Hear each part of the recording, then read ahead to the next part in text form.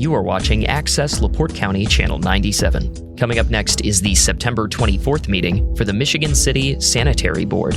You can find more information for this meeting by visiting www.accesslaportecounty.org.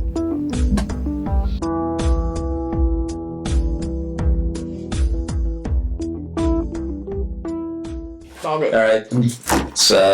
Good evening, Michigan City, Indiana, and welcome to the Board of Commissioners regular meeting of the Sanitary District of Michigan City.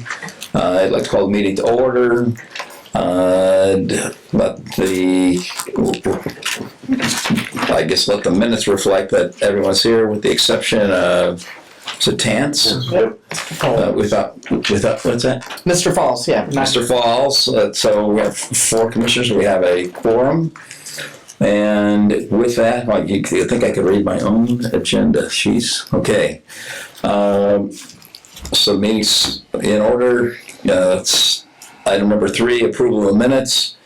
What's the pleasure of the board relative to the August 27th executive session, the September 10th executive session, and the September 10th special meeting? I move to approve the minutes for Wednesday, August 27th, 2025, executive session, Wednesday, September 10th, 2025, executive session, and Wednesday, September 10th, special meeting minutes. Second. Moved and seconded. Any further discussion? All those in favor signify by saying aye. Aye. Aye. Thank you. And if I'd like to turn it over to Jewel just for a second relative to, we had an executive session prior to this. Yes, there was an executive session held prior to this meeting, and there was nothing discussed during that meeting other than the information included on the posted and advertised notice, and no final action was taken. Are there any board members who would dissent that certification? If not, you can move forward with the agenda. Thank you. Item number 4, public comment. We'd like to keep the routine. If you have a public comment, please keep it to 3 minutes. If you would like to have more discussion on a particular item that is on the agenda, you can hold your public comment now, but then we will hold public comment at each section if there is somebody who wants to speak at one. Other than that, public comment is in this portion of the meeting, because then we won't have it at each item. Yes, sir.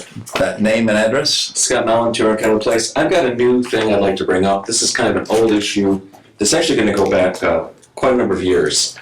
A number of years ago, we changed our sewer rates based on the size of the water meter one has in their home. Mm-hmm. At that time, I believe the numbers were we have approximately 15,000 customers, but only about 300 have an oversized line. I think our standard line is a 5/8, so people are charged more if they have a 3/4 or 1-inch water line coming into their home. Mm-hmm. I am one of those 300 people. I chose to have my water meter downsized. I detuned my house because I found the logic specious. The logic was, we at the sewer plant need to have capacity to handle your potential. I'm like, residential customers are nothing compared to the industrial customers this town has had in the past. As many meetings have said from both the water department and the sewer department, we have vast overcapacity at this time. My argument is that residential customers should all be charged the same base user rate, kind of like the electric company. We all have a user fee, and then we pay for our usage. The size of my water meter should not determine my standing bill. My usage should, in my opinion. Okay. I've subsequently put the full-size meter back in as of a month ago. Mm-hmm. And I think it's unfair that now my water bill has effectively doubled, even though I'm a 2-person household. And on my average water bill, it's at 2,000 or 3,000 cubic feet. In the winter, it goes up because my humidifiers are running, and most of that's evaporation. I would sincerely ask this board to reconsider that. I know it's a minority of customers that are affected by this, but I think it's unfair. I think customers should pay the same residential user fee, and then pay for our usage.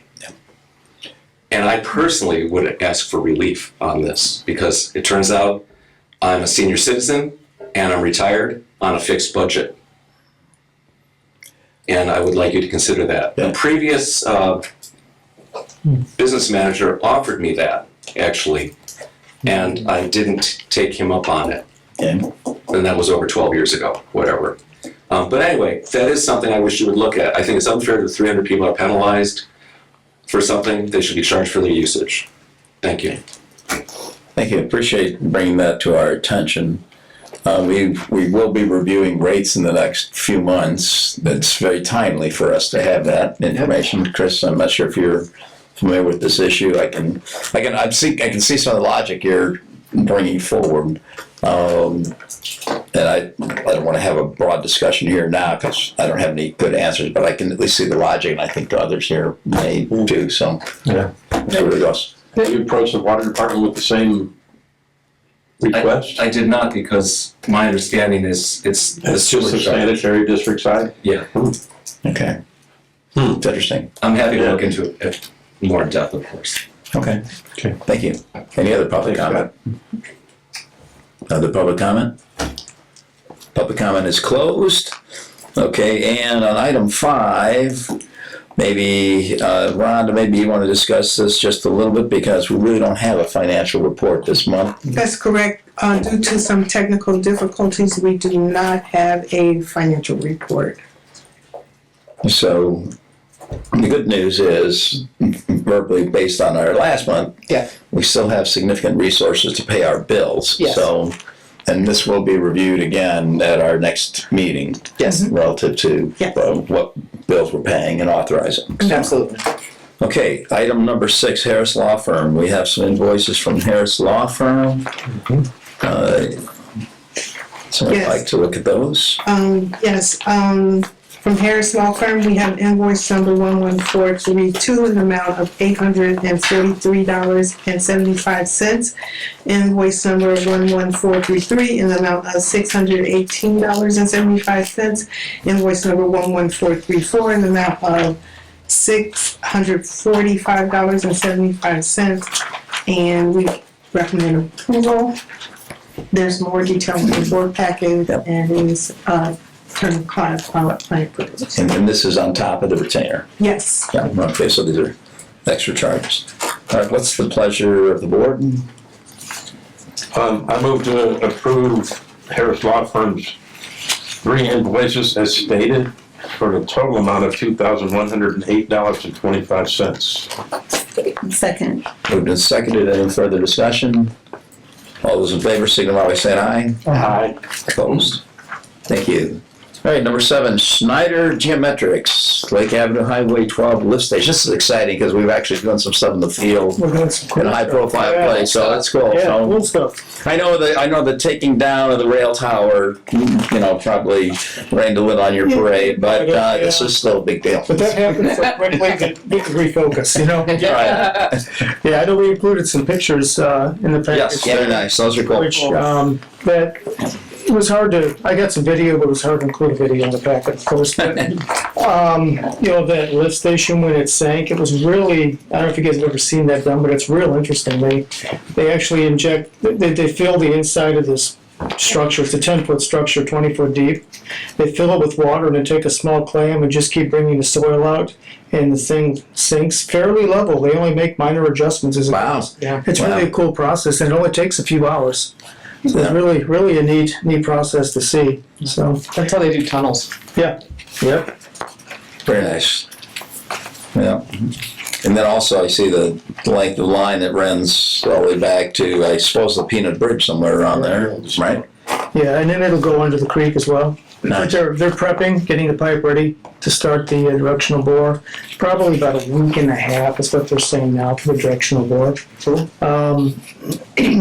That's cool. Yeah, but that's the significant part of the work. They've got all the gravity sewer they can get in right now, pending getting the railroad permitting completed. And the project at this point for you to consider in terms of paying is just under 10% complete. Thank you. As of this invoice. Yeah. More work has been done since this, but this is as I appreciate that. I know that's a little bit changed from, we requested that last month and I noted that on your report. So, all right, any questions on the status? And we have an invoice 197210, what's the pleasure of the board? I'll make a motion to approve and pay invoice number 197210. And I will second that with the total amount due being $10,997.50. any further discussion? All those in favor, signify by saying aye. Aye. Opposed? Thank you. So H&G Underground Utilities change request.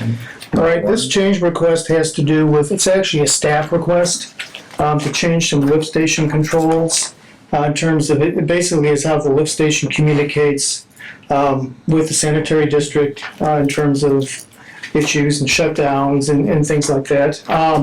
So it's a staff requested a change in the control, just in terms of changing the technology a little bit from what was originally designed, thinking that this technology actually would perform better for how they want to proceed in the future.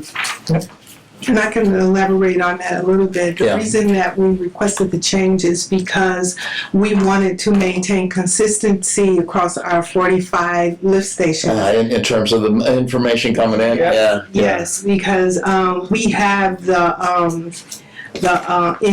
MPESC 2000 controller at our other lift stations, and so to facilitate ease of maintenance and the way we communicate, if we had the same controller at this new lift station, it would make it a lot easier for us. And I'd like to add that the cost of this change order is $3,200, and it is potentially less than what we might have to pay if we installed the PLC instead, because we would need to purchase new software and possibly some training. So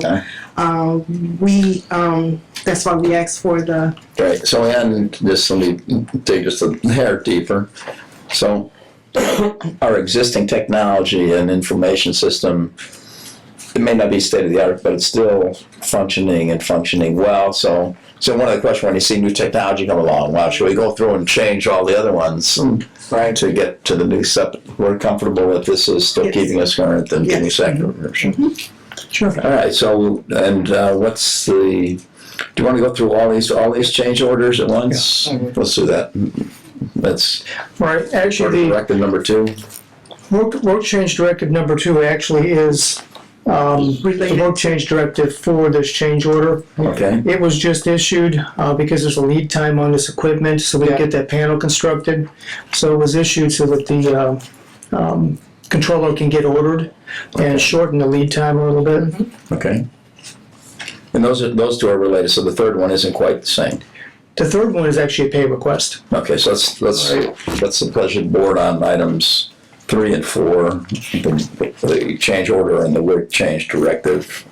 I will move to approve the H&G Underground change order number 1 in the amount of $3,220 based on the Flow Techniques work change directive number 2. Second. Moved and seconded. Any further discussion? All those in favor, signify by saying aye. Aye. Opposed? Thank you. All right, item number 5, H&G Underground Utilities Pay Request. That was a pay request for the work completed through the end of August. Like I said, it's just under 10% of project complete.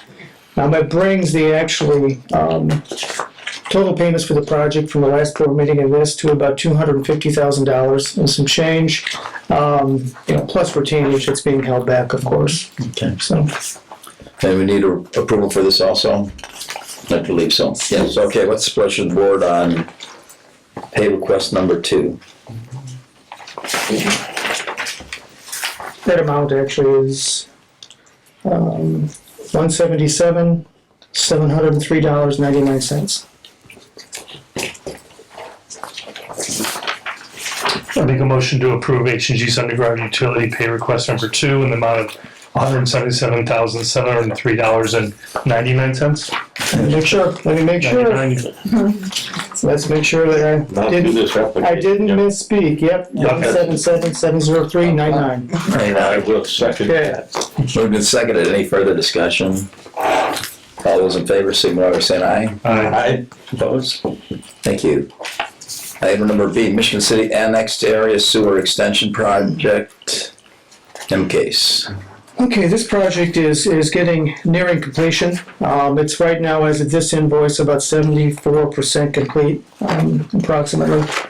And these amounts don't include the change order approved last time because it wasn't applicable to this pay request. All the pipe is installed in the project. They do have some cleanup to do. The work going forward, there's some additional testing. They're probably about 80% complete on the testing, but there's grading, earth moving, wetland restoration, some sewer inspections, site cleanup, and some other things we've asked them to do just to ensure that the pipe is clean and in good shape. So that's where it's at. John, will we be able to get that drainage swale that's along the river tracks just west of Moss Parkway moved to the south so that we can get driver access back and forth to that sewer car easement there? Yeah. Because right now, GAF's got a fence up all the way along that easement. We can't get through there. If we don't come off Moss Parkway, we have no access to that sewer all the way back to the spur coming behind Fibermont. That's being discussed with Chester, with DME, to make sure we can get some access back there through that ditch. I don't know if there's a resolution yet, but the discussions are open, and I know the CO hasn't been granted on that site yet as well. Because I noticed they were starting to do way out of the roadway there, and that would push that ditch all the way into our easement. Yeah. Right, yeah. Okay, no, that's being discussed. Thank you. Yep, sure. Any further questions? All right, we have an invoice 197209. What's the pleasure of the board? I'll make a motion to pay invoice number 197209, the amount of $8,535 even. I will second that motion. Moved and seconded. Any further discussion? All those in favor, signify by saying aye. Aye. Opposed? Thank you. I assume, Ron, I'm just not jumping over you. I'm assuming you're in support of all these, okay? Okay, thank you. Item number 3, invoice number 3620457 with Reith Riley. This is a little bigger one. Right. Request number 6. Yeah, it's pay request in the amount of $289,758.15. Again, that brings us to this about 74% completion that I have. Plus retainage, there's about $409,000 and $484 to finish the project out. But the retainage is still being, the 10% still being held back. Great. Okay. I assume they're satisfied with their work. Yeah. Since we're paying the bills. Okay, good. What's the pleasure of the board on invoice 3620457 I will move to approve Reith Riley's invoice for the MCASE project in the amount of $289,758.15. Second. Moved and seconded. Any other discussion? All those in favor, signify by saying aye. Aye. Yeah. Opposed? Thank you. The contractor does respond well when asked to do something different. So we haven't had an issue. Good. Great, thank you. And I see Ryan in the audience. We have an invoice for Haas and Associates. Invoice number 2023349-09. Rhonda, what's your thought on this? Yes, we recommend approval of invoice 223349-09 in the amount of $12,100. It represents about 63% of the $19,200 budget. And we recommend approval. If you have any questions, then we have a House representative in the audience that can answer your questions. That we recommend approval. And my thought is, it seems like we've had a good communication with Haas and Associates. That's good. All right, so what's the pleasure of the board on invoice 2023349-09? I'll make a motion to approve invoice number 2023349/09 in the amount of $12,100. Second. Moved and seconded. Any further discussion? All those in favor, signify by saying aye. Aye. Opposed? Thank you. All right, item number 8, Christopher B. Burke Engineering, August progress report. So the progress report is in your board packet, and it includes collection system capacity and infrastructure reviews, asset management plan follow-up, lift station research and inspection, and coordination. And the invoice associated with this work is, we received revised invoice just this morning, and it is invoice number 40077. It's actually $1,100 less than the original invoice, so it's for the amount of $6,602.50, and the budget remaining is project is $5,485, so we recommend approval. Okay, so we're voiding out invoice 39898 and approving 40077. That's Okay. less than Yes, the. okay. All right, I will try to do a motion here. I move to accept a void of invoice number 39898 in the amount of $7,712.50 and to approve revised invoice 40077 in the amount of $6,602.50 Second. for Christopher Reber. Second. Moved and seconded. Any further discussion? I mean, it sounds like a deal, so we should jump on it. So. All right, those in favor, signify by saying aye. Aye. Opposed? Thank you. Money well spent there. All Very right, helpful. we're rolling tonight. How about item number 10, 300 North Lift Station Sewer System Project update? We skipped that. Oh, we got CDS engineers. He was just jumping too much here. Okay, item number 9, CDS Engineers. Okay, in the original plant improvement recommendations, there was an item for a project for increasing the capacity of our primary clarifiers, and that included building new clarifiers. But we've since decided to consider some new technology, or not new technologies, but some other technologies where we can increase capacity and save possibly millions of dollars in getting the same results. So the first pilot study is using cloth media filtration, and their trailer was delivered on Friday, September the 19th. It was set up on Tuesday, September the 23rd, and started up today. So currently, our primary clarifiers remove about 50% of total suspended solids. This technology is said to remove about 80%. Wow, that's a huge improvement. That'd be great. This project will last about 3 or 4 weeks, and we'll have some data, and the good part is a free pilot study. So we will have Nice. some additional information for you at the next board meeting. So just a curiosity for me, so it's kind of a cloth filtering type of thing, whatever it is, box, tube, whatever. So do you have to replace the filters every once in a while, or do the filters last for some time, or? They do. They last for some time, but you do have to replace them every now and then. And those are some of the questions that we ask. No, so that's part of the study. Okay, thank you. I just wondered a little bit on how it works. Understand oil. But yes, filter the a little bit. Yeah, media does have to be Okay. replaced. great. Are they back washable at all? Yes, That's they what I do. was the other They thing, do yeah. backwash, but they wear Yeah, out. where else, yeah. Well, going from 50% to 80% is a big deal, particularly when you're considering the capacity of the entire plant. So that's well worth the study. So when we anticipate, that we'll be done with the study in the next month or so? Okay, great. So And then basically- after that, we're going to do another pilot study with plate settlers.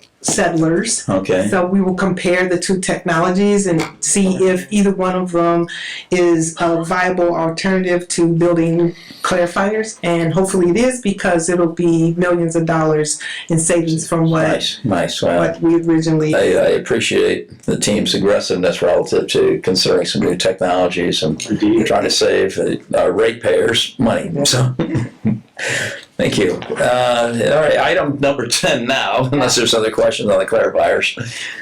Item 10, 300 North Lift Station. That one's mine. That project's been going on for a while. We briefed last time. We're working with the county to try to pull that system into Michigan City as this board had agreed upon. So there are definitely some just technical issues now that we're at the end that we need to finalize, and so we're working on that. Attorney Harris had a meeting with county attorney representative and presented our challenges, and we're going to be working together to get those worked out. Hopefully in a couple months we'll have it all finalized and we can give the board an update on where we are and what that looks like. But I'm glad the meeting's being held and we're making some progress rather than stalemate. Yeah, we are. So Great. I don't know, Jewel, if you have anything else to add, but that's pretty much where we're at. I think that's accurate. That's Okay. exactly where we are. Any questions from the commissioners? Have we ever found an IDEM permit? No, we have not found all of the final permits. Now, there were a lot of staffing changes at both the county and within this organization, and that was one of the topics of discussion. So we'll work together on figuring out where that stands and what needs to be course corrected to bring everything into compliance. Good question. Yep. All right, old business. Let me go back to 11. We have the staff monthly reports. Is there anything you want to expound upon, Rhonda, or is there a question from the board? Yeah, I will elaborate a little bit. We we received our new NPDS permit finally after a 7-month delay. It became effective on September the 1st, and it will expire on August 31st, 2030. Wow, Yay. okay, so that's good. Yeah, Wow, so thank you. the Take a changes breath. the changes in the new permit compared to the old one are now we have a schedule of compliance for meeting lower cadmium limits, and we requested that schedule of compliance because we didn't have enough data to know whether we could meet these new limits, because previously the methodology that we were using to test for cadmium, the reporting, the new limit is below the reporting limit from the old test methodology we were using. So our the reporting limit for the old method was 0.002, and a new limit is 0.0019. So we didn't know if we could meet it. I know. Oh, hey, okay. Significant digits. So The limit's the limit. That's just So another difference is previously we had to monitor for cadmium quarterly, and now we have to do it weekly. Wow. So we have our first 2 weeks of data just came today, and I'm happy to say that the results are below the detection limit, well below the new limits. So Do you have some feel for you can share? You said it was 0.19, 0.019? The new limit is 0.0019. 0.019. And the results are less than 0.0005. Wow, that's great. That's So well under less than a third, yeah. We have room to grow if we need to. Yeah, so I love it. And just for the audience, I assume the cadmium comes from some limited number of industrial customers. I would guess. I mean, this isn't going down, I don't know what you use for your cleaners in your house, but I mean, Right. that's, well, and I think another thing in terms of, just to emphasize a little bit, the protection of the environment. That we're meeting a tighter standard and upgrading our technology to make sure that we are in compliance. That's great.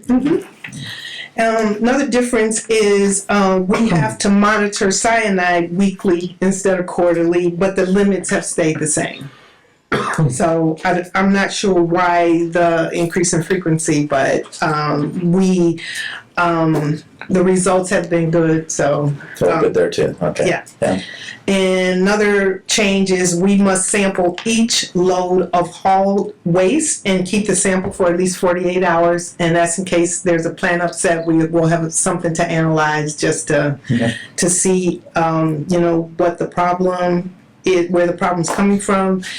Also, our effluent limits for chromium, copper, lead, nickel, and zinc have been eliminated and now we have to report only. We still have to monitor, but we don't have any limits. And, okay, fine, we can check later, thanks. And the last change was ammonia and phosphorus have been eliminated from the effluent limit list of parameters that we have to test for in case we have a stormwater basin overflow. And we haven't had an overflow since 2018, so. Well, that's good too, wow. Yeah.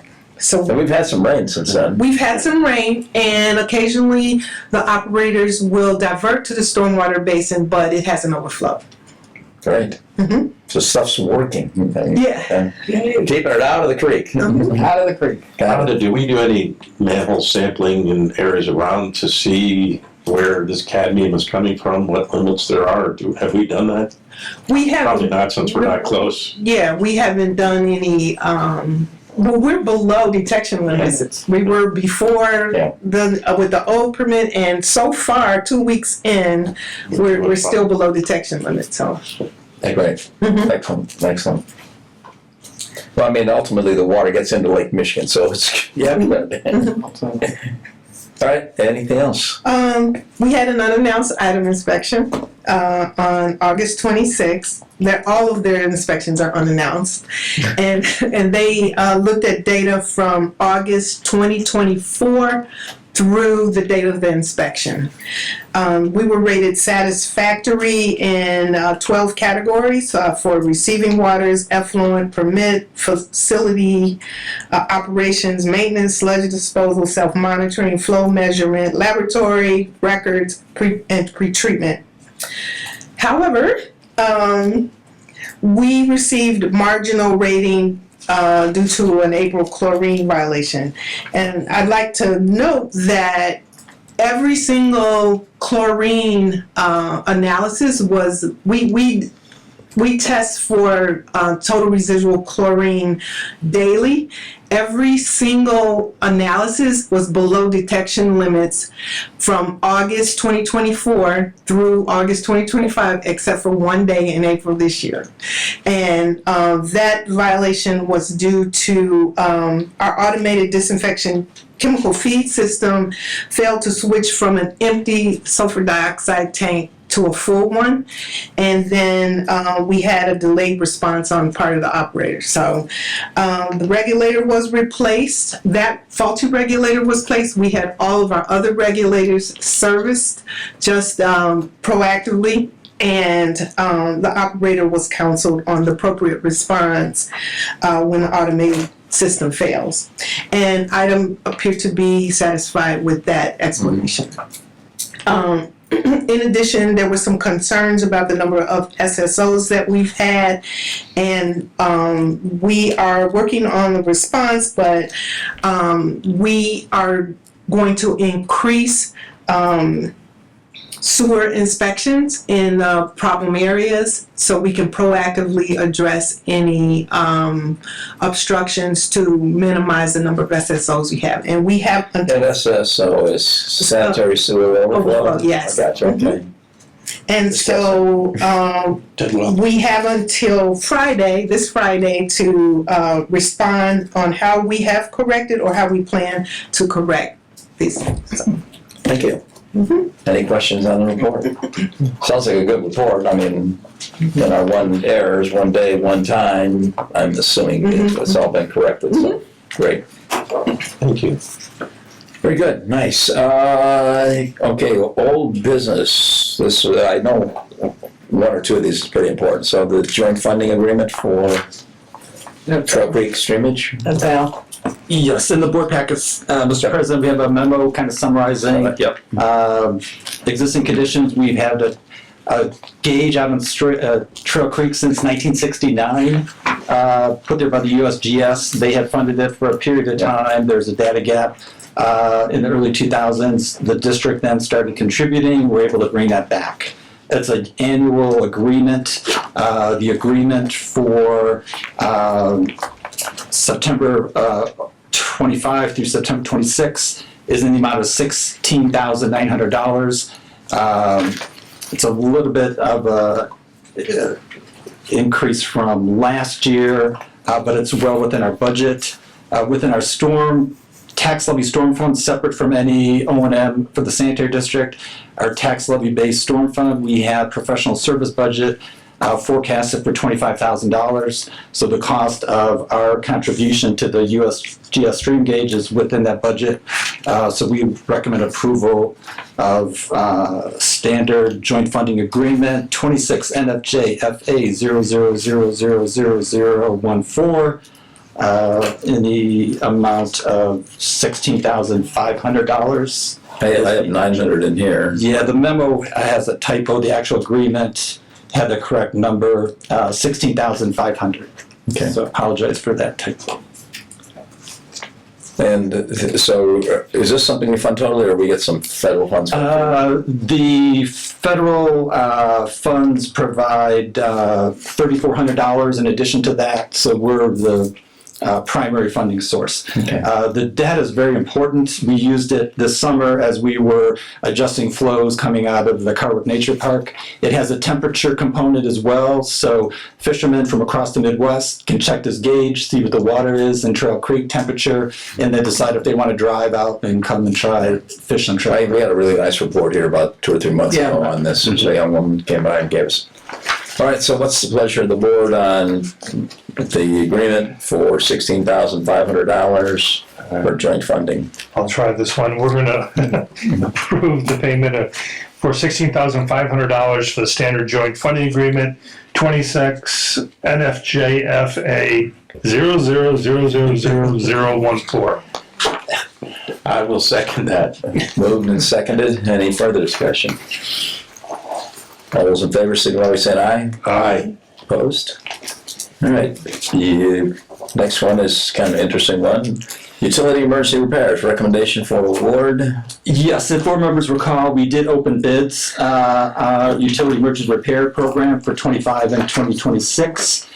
In the packet, we've included verification that all the items required in that packet, bidder's financial statement, bid bond, non-collusion affidavit, E-Verify, all those have been properly signed, executed, submitted.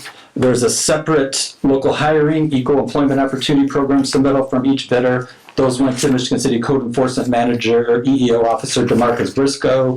He reviewed those in conjunction with City Attorney Amber LePage Stallbrink. Both bidders were found to be in compliance with their local hiring agreements. So bidders met all conditions of the bid. Their EO packages have been approved. This is a unit price setup, so there's no lump sum bid. What we've done is established unit prices for different types of equipment, unit prices for workers to do repairs. Thank you. So by accepting these bids, what we're asking the board to do is pre-qualify both Woodruff & Sons and Reith Riley, and that would establish the rates of future utility emergency repair work from the period of about October 1st, 2025 through December 31st, 2026.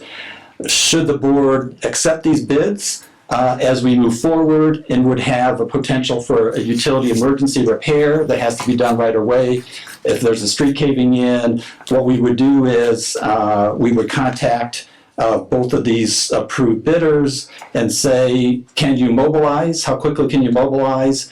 If you can mobilize, how long do you anticipate, how many days to effect the repair? If one bidder says I can mobilize tomorrow, it'll take me 5 days to do the repair. The other bidder says I could mobilize tomorrow, it'll take me 2 days to do repair. We would go with the contractor who's able to get it done quicker. So this establishes the process for us to be able to, in emergency repairs between board meetings, within state procurement laws, to be able to get those repairs done.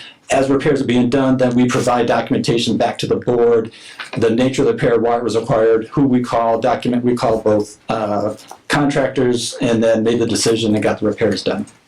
So thanks, a great summary. So this will allow us to more efficiently pick who we want. Since you're recommending 2 different providers, I am noticing in the comparison that one of the providers is I don't know, almost 30%, maybe more, on many of the items going down. So I'm assuming that in the decision-making process, the pricing will weigh in a little bit on who we select, but also the response. Correct. Right, so I would assume we would routinely go with the lower bid as the routine, and then fall into the other. So I mean, that's more of an operations question, but it's some pretty good money when you look at the difference between the two. Mm-hmm. And then it gives us flexibility as we implement the program. If contractors say we can get the project done in 2 days and it actually takes 5 days for whatever reason, it could give us additional decision-making data on who we call next time. Right? Okay. So, with Chris, you guys are in support of this? Yes. Yeah. Okay. What's the pleasure of the commission? I move to approve the award to both Woodruff and Sons and Reeve Riley for the emergency repairs for the sanitary district of Michigan City. Second. Moved and seconded. Now we almost got the vote, but any further discussion? All in favor, same by saying aye. Aye. Opposed? Great. That's good work. It's taken us a few months to put that in place. I'm assuming we've had some good communication with the suppliers, so it's in both reputable firms, so that's great. All right, item C, Long Beach Sewer Extension. Unless you had anything else, Alan? No, I'm good. Mr. Harris? Anything new? Not exactly. So when we last reported on this, we said that what we would do with Long Beach is request an agreement to submit this matter to mediation to try to get things worked out. And we've not received any feedback in that regard. So what our options are is to file a motion with the court requesting that the matter be ordered to mediation, and we proceed that way. So unless there's some objection, that's what we would do. I think there was a consensus that everyone thought there was some value to at least attempting mediation. There isn't any requirement that a case be resolved in mediation, but at least you give yourself a fighting chance to come to some conclusion as opposed to allowing litigation to remain outstanding for a long period of time. Sure. So that's the plan. We'll have a response to that motion more likely than not by the time we have our next meeting. So I'll be able to report on that. Okay. Good. Just any thoughts from the commission? Sounds like a plan to us, so good. Thank you. Thanks, Drew. All right, new business, survey engineering, drain repairs. Yes, Commissioners, in your packet, you have kind of a memo summarizing the conditions in this area, 1934 to 1933 Lakeshore Drive. There were reports of standing water on Lakeshore Drive during various types of rain events. Staff went out there, tried to investigate what was going on. It turns out in that area of Lakeshore Drive, there are 2 existing storm structures. They appear to be typical catch basins that would be connected to storm sewer. We were a little confused as to why they're not working. As we vacked out the catch basins, we started looking inside the pipes, and they're not, in fact, traditional catch basins. They're structures that are been installed as dry wells. So the 4 pipes inside the structures go to nowhere. It just puts the water into the rock outside the structure. Based on GIS data we have, these were installed sometime prior to 2005. So they've worked for maybe about 20 years or so, and now the infiltration rate is no longer allowing these to drain. We do have a storm sewer right down the middle of Lakeshore Drive, so potential solution is to either connect these 2 structures to the storm sewer or connect these structures to nearby other catch basin structures that are connected to the sewer. To do that, we need some survey work, some engineering work done, so we can then go out and get some quotes to be able to fix this. We're trying to get this done before Thanksgiving, before asphalt plants close, so we put in a schedule in our memo, get surveying done pretty quickly. If approved by the board today, we'd be looking at preliminary design about October 10th. Go out for quotes, bring quotes back to the board in October, potentially award the contract and have construction complete by the 21st. We do have a proposal from Schneider Geomatics to do this work. They submitted a proposal dated September 13th to meet the schedule we identified in the request for proposal. Time and material cost not to exceed $8,500 for topographic survey and engineering services. In terms of payment for these services in our storm tax levy fund, that would be coming out of the $25,000 we have in professional services. There have been no charges to that account to date. Okay, and this is a quick question. I didn't see it on there. I'm assuming this is in Michigan City. Yes, it's from the Michigan City line. I don't know exactly where the line is on the lake shore. I'm just asking the question, especially given the previous question. Right. Okay, so it's Michigan City. Yeah, all in Michigan City. All right, so what's the pleasure of the board? He's looking for approval to spend $8,500 on engineering services. I move to approve Snyder Geomatics proposal for topographic survey at 1933, 1934 Lakeshore Drive, and time and material not to exceed $8,500. Second. Moved and seconded. Any further discussion? All those in favor, signify by saying aye. Aye. Opposed? All right, item B, NIPSCO request for cross-legal regulated drain easement. Commissioners, this is a situation kind of related to the new stormwater ordinance that was passed earlier this year by the City Council. Within the ordinance, it requires that since the Michigan City Sanitary District has jurisdiction over legal drains within the corporate limits of Michigan City, if any entity wants to cross those drains with any type of construction work, piping, etc., they have to come before the Sanitary District Board for approval. This is a case where on the far west side of the city, NIPSCO has a large electrical substation on the west side there. They also have a 16-inch diameter natural gas pipe. There's federal requirements that NIPSCO is trying to be in compliance with related to safety and maintenance, reliability of the lines. So their long-term plan has replacing part of this line. On page 2 of the memo in the board packet, we have a little diagram showing in red, they have the existing 16-inch natural gas pipe, and then adjacent to it, they're going to put in some valving, and then put in the green pipe around that. They propose to do open cut construction, so what they're going to have to do is going to block off the flow of the street arm of the Kinsel ditch, and they'll have bypass pumps to pump around it. Review this due to some large electrical transmission towers nearby.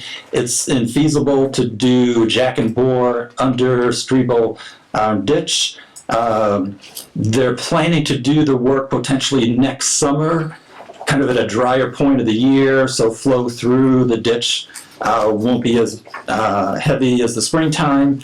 So reviewing that, staff recommendation is to approve NIPSCO's request to cross legal regulated drain easement to Strebel Arm McKinsell ditch for the purpose of replacing section of natural gas main piping with open cut construction.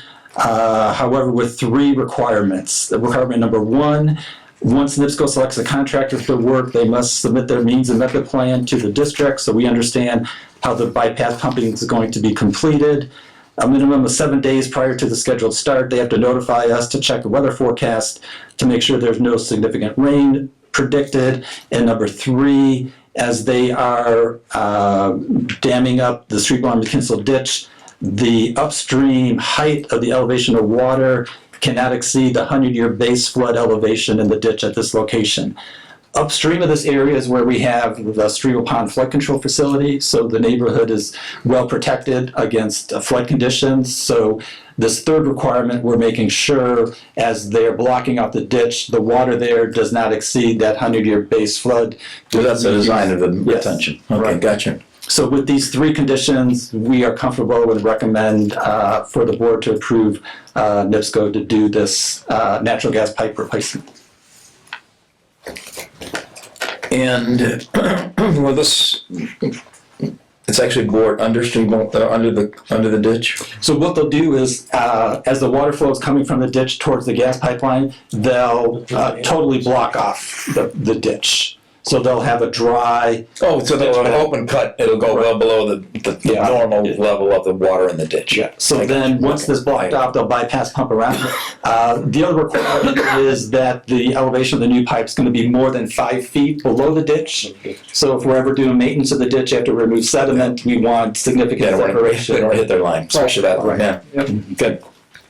So you're just looking for approval to move ahead with this? Yes, since the new stormwater ordinance requires anyone crossing the ditch has to come before the sanitary district board. That's why we're recommending the board to approve NIPSCO's request to install their new 16-inch natural gas main.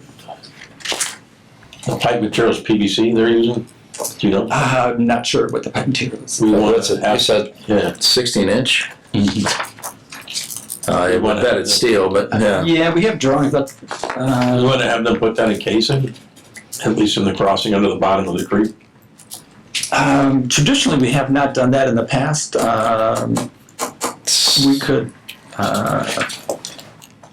review that with them and bring it back next month if you're I mean, desire to. I know we're not going to be excavating 5 feet deep, but that doesn't necessarily mean NIPSCO's going to put it 5 feet deep.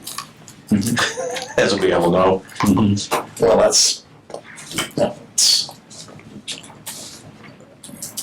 Wait, I'm certain they don't, they have to meet the regulations because they don't want anybody at a 16-inch line.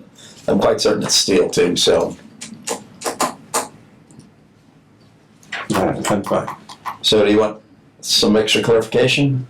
All right. So we need what's the position of the board in terms of the approve or disapprove of the request? I move to approve the NIPSCO crossing of Streetville Ditch as presented. Is there a second? I'll second. Moved and seconded. Any further discussion? All those in favor signify by saying aye. Aye. Opposed? Thank you. Good question though, Tim. I appreciate that. Website update? Okay, that's me. That was on the last agenda, but we didn't have the we didn't have the proposal in there for you, so I've gotten that back to Rachel. So that was my bad, and we've included it there. It should be yes. Well, I'm sorry, so we have to do item C. oh, I'm sorry. Survey and engineering service. Oh, okay. I jumped over it. Thank you. Is that you, Al? Yes. Sorry. So just real quickly with this item, item C, engineering services for diversion sewer. In your board packet, we have kind of a summary of what we've discovered recently with regard to our Krieger lift station on the east part of our service territory. In the graphic, we show in the light pink shading, there's about 25% of the total acreage of Michigan City sewer area flows into Krieger Lift Station. When that lift station was built many years ago, the only option to take that wastewater was a sanitary sewer on Risky Avenue that headed south and then went in the southwesterly direction through past Marsh School, through the Lafayette Barker combined sewer area, and then flows north to the wastewater treatment plant. In subsequent years, a new 18-inch diameter sewer was placed on Springland from Risky to the west. So we've identified a diversion project where all the sewer from Krieger Lift Station, instead of going southwest into the combined sewer area, we can now divert across the Risky Springland intersection to the 18-inch sewer on Springland and have all of that flow removed from the combined sewer area. So we've went out and requested a proposal from Christopher Burke Engineering to do survey engineering. It's a little bit complicated. We have two different force mains discharging into our receiving sewer, and we want to see if there's a way to maybe have an emergency bypass from one system to the other. So we have a proposal from Christopher Burke in the amount of $34,000 to be able to do this engineering. If we get the engineering done this fall, we'll go out for bids during the winter, construct this diversion in the springtime. So by May of next year, we will have diverted all of that light purple flow into our Springland Avenue sewer. Payment for engineering and construction is estimated to be about $100,000, and that would be from an agreement with the Redevelopment Commission, who are getting funds from developers in that light pink area to improve the sewer service. So speaking with Skylar York, he provided his support for trying to move forward to get this done as quickly as we can because of the really big benefit of existing ratepayers in that Lafayette Barker sewer area south of the boulevard around Marsh School. And we have the funds. Yes, the funds would be not from any sanitary district funds, it would be from the Redevelopment Commission. That they would... And I believe, anyway, correct me if I'm wrong, I believe that substantial amount of these funds are coming from the Maze project. Yes, there is a development agreement between Project Phoenix and the city that's already been finalized. One of the line items in that was $100,000 for this particular diversion for the purpose of getting that flow out of the combined sewer area. And the only reason I'm emphasizing that a little bit, it is one of the values of having a significant investment, just new investment in our city, and it helps all of us. So, right, what's the Al, question, go ahead. what do you think the schedule for this diversion installation is? I mean, it's a pretty short piece of sewer. Cornering the existing manhole would take a little bit of time. Is it 2 days? No, there's some adjustments we have to make in the manholes, so that's what we'll come back with a more firm schedule once we get the engineering done. Because you're talking May, that's, if it could be moved to June. Yeah, but it was closed now. Yeah, that's a good comment. Relative. There's a lot of traffic goes through that A lot interchange. of less traffic going to Krieger. Yeah, we can adjust that construction time frame. It's just, Let's look at that. as we, Yeah, good question. as we laid out the schedule, we didn't consider that, Yeah. which we should. All right, so what's the pleasure of the board? I move to approve the Christopher B. Burke proposal for doing the survey and design for this interceptor sewer in the amount of not to exceed $34,000. Second. Moved and seconded. Any further discussion? All those in favor signify by saying aye. Aye. Opposed? Thank you. That's a great project. It seems like a simple solution for a big issue. Yep. Well done, staff and everyone on that. So let's go now to, I guess it's Sarah Group. Yep, the Sarah Group has given us a proposal for $6,500 to update our website. This will match the update that's being done to the city website.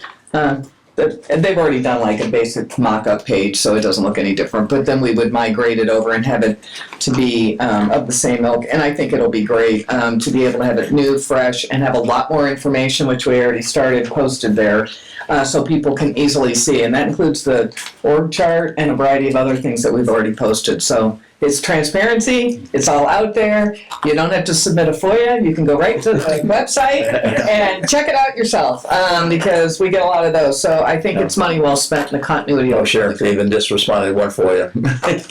It'll be great, so, but I think it's good for our folks, and as we have many changes coming up over the years, we'll use that website to be able to communicate with the public, as most. So is this cost not to exceed, or is this just gonna? It's a not to exceed $6,500. Is it 64? Yeah. Well, I just saved us $100. You did. $6,400. How about that? They've been great. We're already working with them. Yeah, they have a good reputation. You know, it's pretty straightforward what they're willing to do. So I feel very good about it. They've already started working with Well, so what's the pleasure of the board?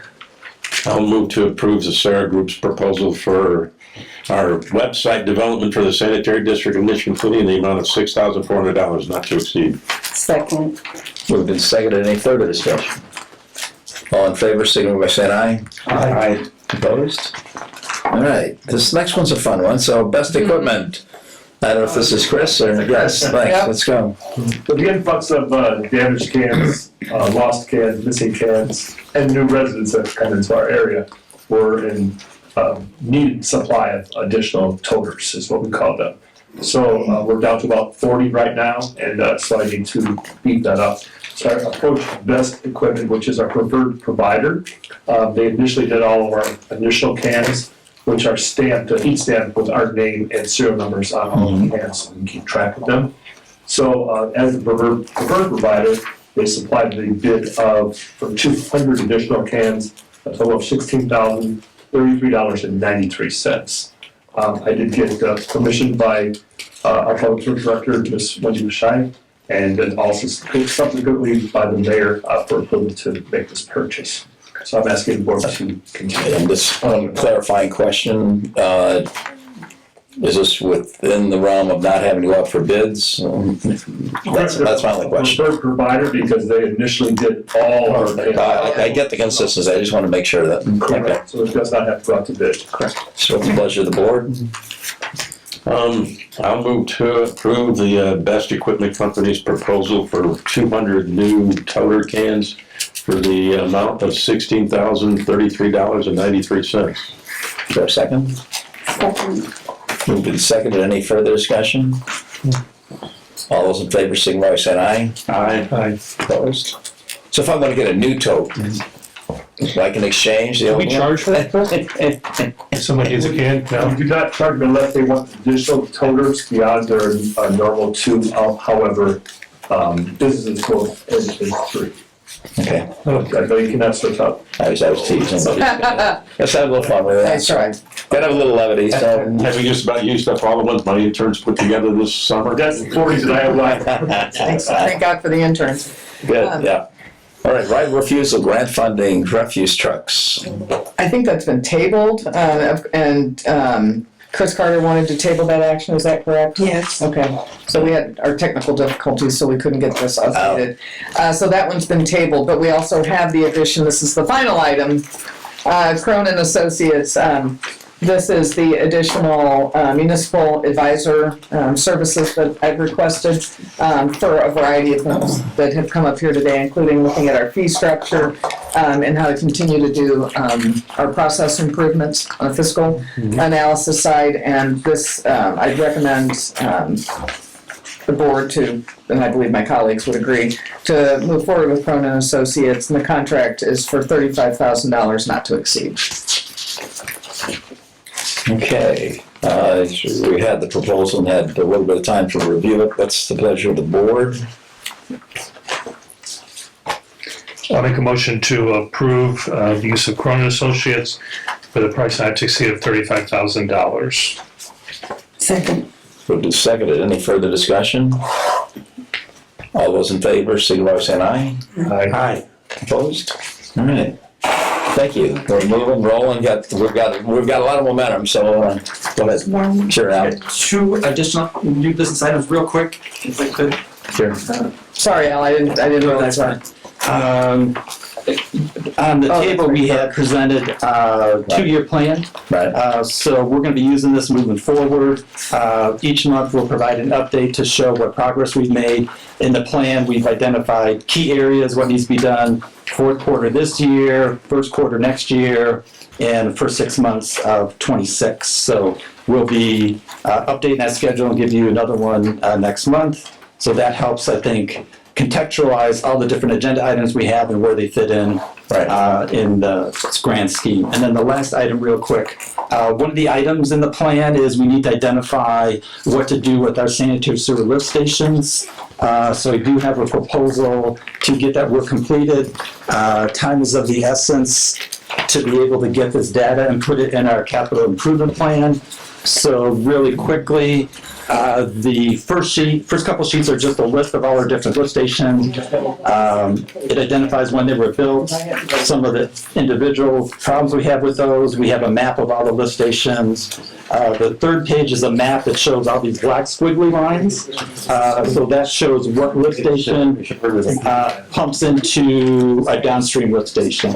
So that kind of helps us identify which lift stations we need to make sure are working very well to handle multiple flows. And then lastly, we have a proposal. It's a joint proposal between Christopher Burke Engineering and CDS, Dan Cupshaw and his staff. We divided this up into, we want to look at 10 high priority lift stations. Christopher Burke will be doing site inspections at 5. CDS will be doing inspections at the other 5. And then this data will roll into our capital improvement plan. So that kind of helps us identify which lift stations we need to make sure are working very well to handle multiple flows. And then lastly, we have a proposal. It's a joint proposal between Christopher Burke Engineering and CDS, Dan Cupshaw and his staff. We divided this up into, we want to look at 10 high priority lift stations. Christopher Burke will be doing site inspections at 5. CDS will be doing inspections at the other 5. And then this data will roll into our capital improvement plan. which we need this information for late this year to get into that plan. So total not to exceed price for reviewing a desktop review of all 46 lift stations, site inspections on 10 lift stations will be $44,000. This will be paid from our Sewage Works Improvement Fund, which has a current balance of around $700,000. So I would recommend that the board consider approving that engineering contract to get our lift station capital improvement plan done. Is CDS working as a sub? Yes, CDS is a sub, so it's within that cost. Okay, thank you. So Rhonda, Chris, are you in favor of this? Yes. All right, what's the pleasure of the board? All right, I'll move to approve Burke's and CDS's proposal to do the lift station assessments for the city in a not to exceed amount of 44,000 ton of material. Second. Moved and seconded, any further discussion? All those in favor, signify by saying aye. Aye. Opposed? Great, thank you, good work now, appreciate the schedule, and we got a lot in front of us, so thank you, well done. All right, is there any other business coming before the board? If not, our next regular board meeting will be October 22nd. I'm assuming it's gonna be at 4:30, what time? It's up to you guys. My preference is about 4, but what's the pleasure? Or it's fine if we have a half-hour executive session or something beforehand. Yeah, okay, so let's, 3:34. Okay. So 3:30 exact for, that's, I think that's a little bit, get us out here just a little bit earlier so people can get here. So, all right, then, if there's any further business, motion to adjourn? So moved. There we go, thank you. Well done. Thank you all those in the audience for joining us for another exciting meeting. John, have you got?